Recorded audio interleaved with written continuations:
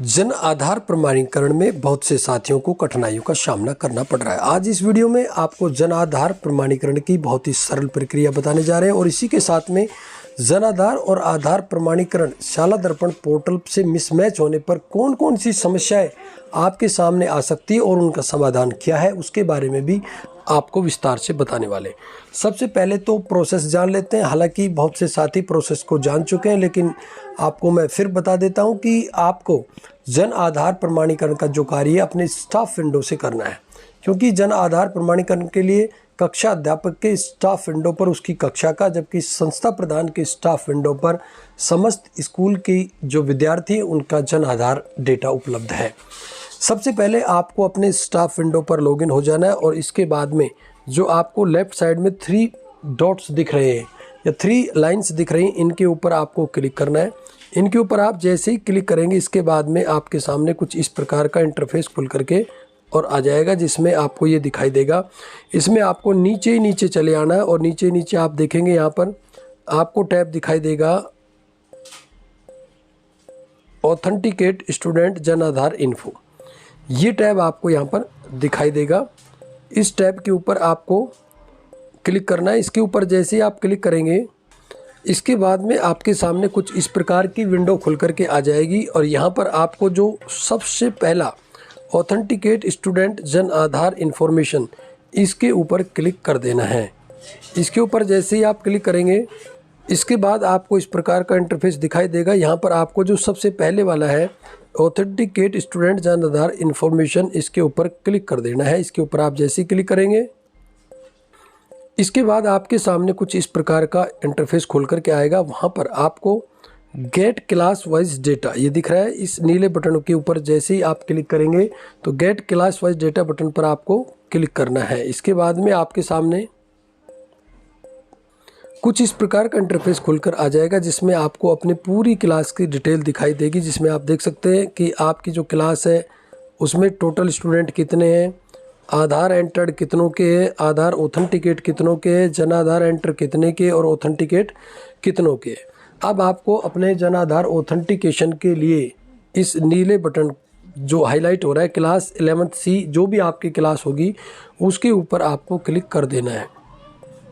इसके बाद आपके सामने इस प्रकार का इंटरफेस खुलकर आ जाएगा। आपकी क्लास में जितने भी बच्चे हैं उनकी डिटेल आप यहाँ पर देख सकते हैं। इसमें एक एक को समझ भी सकते हैं कि जो पहला बच्चा है उस बच्चे का जन आधार कार्ड एंटर है और ऑथेंटिकेट भी है। ये ग्रीन होने का मतलब यही है कि ऑथेंटिकेट है। ये तीसरे जो स्टूडेंट है इसका जन आधार नंबर और मेंबर आईडी दर्ज नहीं है और न ही इनको अभी तक अपडेट किया गया। इसको यहाँ से अब आपको ये येलो बटन पर क्लिक करना है। इस येलो बटन के पर आप जैसे ही क्लिक करेंगे इसके बाद आपके सामने इस प्रकार की ये पॉपअप विंडो खुलकर आ जाएगी। इसमें आप देख सकते हैं स्टूडेंट का नाम आ गया है। अब यहाँ पर आपको सबसे पहले इसके आधार नंबर डाल करके और आधार को ऑथेंटिकेट करना है और इसके बाद में जन आधार नंबर और मेंबर आईडी डाल के और उस जन आधार को ऑथेंटिकेट करना है और उसके बाद इसको क्लोज बटन से क्लोज कर देना है पॉपअप को। इसके बाद आपके जो जन आधार ऑथेंटिकेशन की प्रक्रिया है वो पूर्ण हो जाती है। इसमें यदि किसी प्रकार का कोई मिसमैच है तो इसके लिए आपको सीधा बटन जो सामने दिख रहा है update data on Jan Aadhaar portal, एक बात आप सुनिश्चित अच्छी तरह से कर लें। इस पर क्लिक करने से पहले आप अपने शाला दर्पण पोर्टल पर जो स्टूडेंट है उसकी जो डिटेल है वो अपने एसआर रजिस्टर से अच्छी तरह मिलान कर लें, आश्वस्त हो जाए। जो रिकॉर्ड में आपके विद्यालय में एसआर रिकॉर्ड में डेटा है उसी के आधार पर अब आपको इस बटन पर क्लिक करके और जन आधार पोर्टल पर डेटा को अपडेट करना है। यहाँ पर आप जैसी सूचना अपडेट भरेंगे और अपडेट करेंगे इसके 1 दिवस के अंतर्गत ही आपको आपके जो डेटा है स्टूडेंट के जन आधार के वो चेंज होकर के और शाला दर्पण पोर्टल के अकॉर्डिंग हो जाएंगे। इसके लिए आपको वापस से वही प्रोसेस अपनाना है और आपको जन आधार अपडेशन जो मॉड्यूल है वहाँ पर जाकर देखना है। तो आपको अपने स्टूडेंट का जो जन आधार डेटा है वो विद्यालय के शाला दर्पण पोर्टल के अनुसार मिल जाएगा। अब बात कर लेते हैं जन आधार अपडेशन के अंतर्गत आने वाली जो समस्या है उनके बारे में कि जन आधार अपडेशन के वक्त आपको कौन कौन सी समस्या आ सकती है। जन आधार ऑथेंटिकेशन से जुड़ी कुछ प्रॉब्लम्स है जिनमें बहुत से जो साथी उनके द्वारा सवाल पूछा गया था कि विद्यार्थियों के जन आधार डेटा का प्रमाणीकरण कैसे किया जाना है। आपको बता दें, सरकारी स्कूलों में अध्ययनरत सभी विद्यार्थियों के जन आधार डेटा का प्रमाणीकरण किया जाना है। जन आधार प्रमाणीकरण शाला दर्पण के कौन से लॉगिन पर उपलब्ध है, आपको मैंने इस संबंध में पहले बता दिया है कि कक्षा अध्यापक के लॉगिन पर उसकी कक्षा के विद्यार्थियों का, जबकि संस्था प्रधान के लॉगिन पर स्टाफ विंडो पर समस्त विद्यालय के समस्त बच्चों का डाटा प्रमाणित किया जा सकता है। तीसरा सवाल है, क्या इस मॉड्यूल में विद्यार्थी के जन आधार डेटा को अपडेट किया जा सकता है? बिल्कुल, शाला दर्पण पोर्टल तथा जन आधार पोर्टल पर विद्यार्थी का नाम, जेंडर और डेट ऑफ बर्थ समान होने पर प्रमाणीकरण किया जा सकता है। यदि दोनों पोर्टल में विद्यार्थी के डेटा में भिन्नता है तो update data on Jan Aadhaar portal, जैसा मैंने अभी बताया कि यदि आप आश्वस्त हैं कि शाला दर्पण पोर्टल पर आपका जो विद्यार्थी का रिकॉर्ड है वो विद्यालय रिकॉर्ड से मिलान कर रहा है, तो आप फिलहाल एक सुविधा आपको दी गई है कि आप जन आधार पोर्टल जा कर के और उस डेटा को अपडेट कर सकते हैं। एक दिवस में ये डेटा आपका अपडेट होकर के और आपके लॉगिन पर प्रदर्शित हो जाएगा। तो क्लियर है, इसके द्वारा विद्यार्थी के जन आधार पोर्टल पर उपलब्ध डेटा को शाला दर्पण पोर्टल के डेटा के आधार पर अपडेट किया जा सकता है। अगला क्वेश्चन है कि इस पोर्टल के द्वारा आधार प्रमाणीकरण भी किया जाना है। इस मॉड्यूल में आधार और जन आधार प्रमाणीकरण की सुविधा उपलब्ध कराई गई, अर्थात आधार भी प्रमाणीकरण करना है और जन आधार भी। पांचवा सवाल है, यदि किसी विद्यार्थी के आधार प्रमाणीकरण नहीं हो रहा है तो क्या इस मॉड्यूल के द्वारा आधार भी अपडेट किया जा सकता है? देखिए, वर्तमान में केवल जन आधार अपडेट करने की ही सुविधा है। आप इसके लिए आधार में यदि आपको अपडेशन करना है तो ई मित्र पर ही जाना होगा। फिलहाल इस मॉड्यूल में जन आधार पोर्टल पर ही अपडेशन की सुविधा दी गई है। छठा सवाल है, यदि किसी विद्यार्थी का नाम जन आधार में नहीं है तो क्या इस मॉड्यूल के माध्यम से विद्यार्थी का नाम जन आधार में जोड़ा जा सकता है? देखिए, जोड़ने का काम नहीं है, केवल अपडेशन का काम की सुविधा दी गई है। नाम जोड़ने के लिए जन आधार में भी नाम जोड़ना है तो आपको ई मित्र पर जाना होगा। ध्यान रखिएगा, शाला दर्पण पोर्टल पर केवल जन आधार पोर्टल का अपडेशन किया जा सकता है।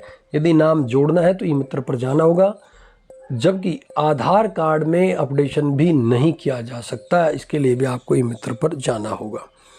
सातवां सवाल है, विद्यार्थी के डेटा में भिन्नता के कारण अपडेट डेटा उन जन आधार पोर्टल टैब का उपयोग करते हुए TRN नंबर जारी हो गए, परंतु जन आधार प्रमाणीकरण अभी नहीं हो रहा है। तो देखिए, TRN नंबर जारी होने के बाद आप वेट करें एक दिवस के अंदर, क्योंकि विभाग इस प्रक्रिया को कम से कम समय में करने के लिए प्रयासरत है।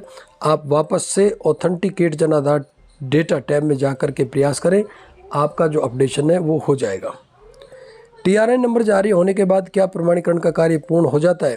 देखिए, TRN नंबर जारी करने के बाद authenticate Jan Aadhaar data tab पर क्लिक कर प्रमाणीकरण के कार्य को किया जाना है। ये पूर्ण काम नहीं होता है, आपको वापस से ऑथेंटिकेट जन आधार डेटा पर जाना होगा। नवा सवाल है, मेरे विद्यालय में कक्षावार जन आधार की प्रविष्टि प्रमाणीकरण की क्या प्रगति से लॉगिन पर देखा जा सकता है? देखिए, विद्यालय की प्रगति में जैसे हमने पहले आपको बताया, विद्यालय लॉगिन पर और ब्लॉक और जिला स्तर की प्रगति CBO और CDO लॉगिन पर देखी जा सकती है। विद्यार्थी के प्रपत्र 9 में जन आधार की प्रविष्टि नहीं हो रही, इसका कारण क्या? देखिए, पहले प्रपत्र 9 में सीधी प्रविष्टि हम आधार की जन आधार की कर सकते थे, लेकिन अब इस मॉड्यूल में कुछ बदलाव किया गया और अब जन आधार प्रमाणीकरण मॉड्यूल के माध्यम से ही प्रपत्र 9 में ऑटो अपडेट हो जाएगा, आपको वहां अपडेट करने की जरूरत नहीं होगी। कुछ विद्यार्थियों के जन आधार व आधार के नंबर हरे रंग में प्रदर्शित हो रहे हैं तथा update data on Jan Aadhaar portal button प्रदर्शित नहीं हो रहा है, तो इसका कारण क्या है? तो सीधी सी बात है कि आपका ऑथेंटिकेशन हो चुका है, प्रक्रिया आपने प्रोसेस पूर्ण कर ली है और ऑथेंटिकेट करने की जरूरत नहीं है।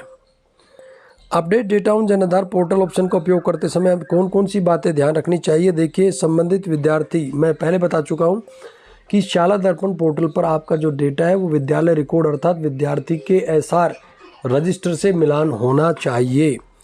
सही आधार नंबर की प्रविष्टि होनी चाहिए, सही जन आधार नंबर की प्रविष्टि होनी चाहिए। किसी भी सूरत में बोगस नंबर दे करके और प्रमाणीकरण ना करें। विद्यार्थी के शाला दर्पण पोर्टल में दर्ज डेटा जैसे डेट ऑफ बर्थ, नाम, जेंडर और जन आधार में दर्ज डेटा समान है तो भी मुझे update data on Jan Aadhaar portal button का उपयोग करना है? बिल्कुल नहीं करना है, क्योंकि ये सुविधा केवल जन आधार पोर्टल पर करेक्शन या अपडेशन के लिए दी गई है। यदि ऑलरेडी डेटा मैच है तो आपको इस बटन का प्रयोग नहीं करना है। मॉड्यूल में कार्य करते समय मुझे ध्यान में आया कि विद्यार्थी के शाला दर्पण पोर्टल के डेटा में कुछ भिन्नता है, तो इस स्थिति में मुझे क्या करना है। देखिए, विभाग ने स्पष्ट निर्देश दिए कि विद्यार्थी के विद्यालय रिकॉर्ड और शाला दर्पण रिकॉर्ड को आपस में मिलानकर समान होने पर ही आगे की कार्रवाई की जानी। यदि विद्यालय रिकॉर्ड के अनुसार विद्यार्थी का डेटा शाला दर्पण पर सही नहीं है तो सबसे पहले आप शाला दर्पण के इस रिकॉर्ड को सही करें। मैं पहले बता चुका हूँ, शाला दर्पण का रिकॉर्ड आपका आपके विद्यालय रिकॉर्ड अर्थात एसआर रजिस्टर से मिलान होना चाहिए। उसके बाद ही आप जनाधार ऑथेंटिकेशन की प्रक्रिया शुरू करें। विद्यार्थी के जनाधार आधार विवरण, नाम, डेट ऑफ बर्थ, जेंडर, क्या इसको मॉड्यूल के माध्यम से देखा जा सकता है।